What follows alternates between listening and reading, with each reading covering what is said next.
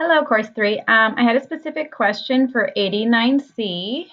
And I just snipped the question here, so that's why it looks a little different than your pack, just so I don't have to scroll up and down. So use inspection to predict the solutions to the system of equations and then graph the equations to verify your prediction.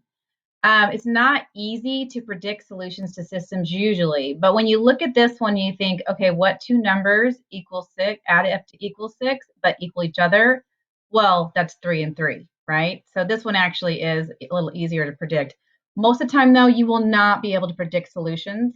You'll have to do either graphing or some math. So the solution to this, we already know it should be 3 and 3.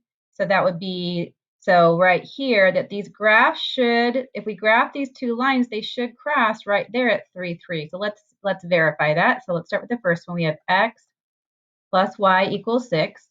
I'm going to use slope-intercept form. So subtract x from each side. Negative x plus 6 to help me graph this one, and then this one as well. I'm going to change colors here. So y equals x.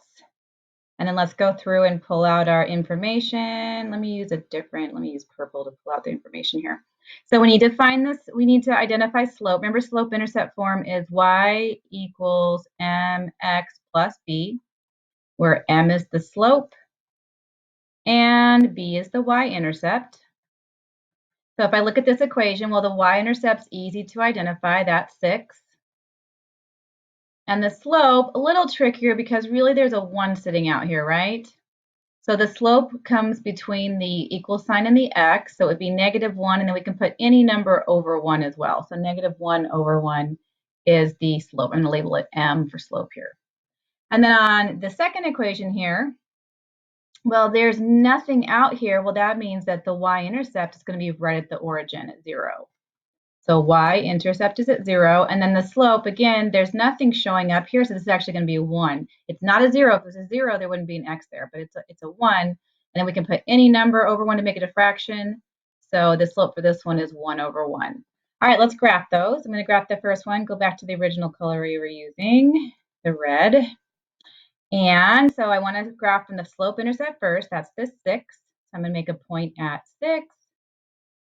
And then this is a negative slope, so it's going to go downhill. So I'm going to go down 1 over 1. And then especially if you're using Kami or any type of ruler, you want to make a few points here. There's our point.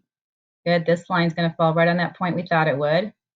Just going to make a few points here. And then on Kami, or if you're using a ruler, you want to make sure that you pull that line all the way through. So let's pull a line all the way through there to cover those dots. So there's our first line, and our second line I did in the dark blue. So let me make a few points with that. So this goes right to the origin. This is actually the parent graph. Y equals x is the parent graph of all linear functions. So we start right at the origin, go up 1 over 1, up 1 over 1, up 1 over 1, just make a few. Again, I'm just going to make a few points here on my line to make it easier to either line up that ruler or use this line tool in Kami. So again, I'm going to align all those, and sure enough, our estimate was accurate. Get a yellow in here. Oops, I'm still on the line tool. Let me erase that. Erase. Go back to drawing. And I actually didn't like the way that yellow showed up, so let me try. No, we'll just use black. So sure enough, here's the solution right here, and it is at 3, 3. So the solution for a system of equations will always be a coordinate pair. Some of these problems are in word problems, which is why you'll break it up for the word problem, but the solution is always with the point where the two lines cross. Hope that helps. Please reach out if you have any other questions.